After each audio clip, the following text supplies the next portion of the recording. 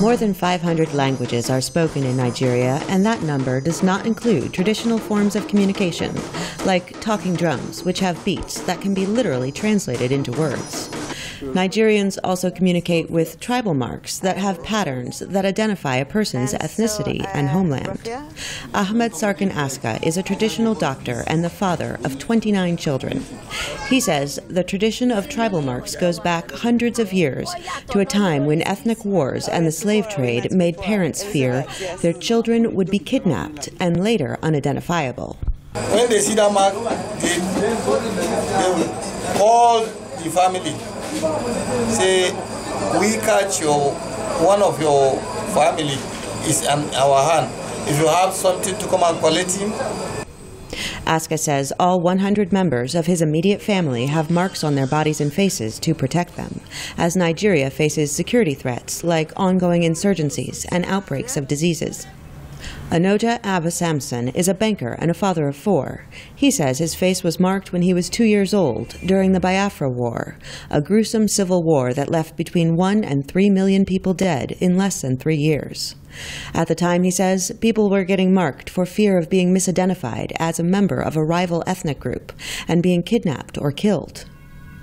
But during the war, both old and young were started giving the mark for identification.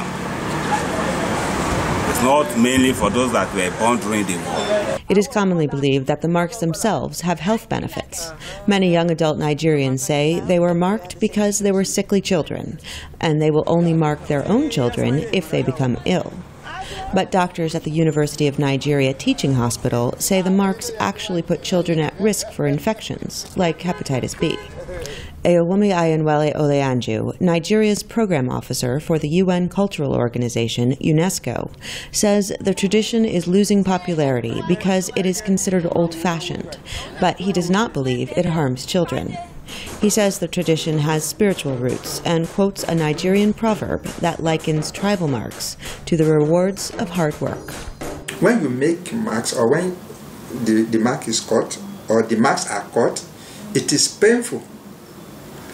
When it is healed, it's like a free thing, it's like something that you admire, that you don't even feel the pain. You only enjoy the beauty. Oleanju says he hopes the tradition will be preserved by recognition from UNESCO in the future, even if it's not practiced. But many other parents say as long as Nigeria faces instability and disease, tribal marks will remain an essential part of raising healthy children. Heather Murdock for VOA News, Abuja.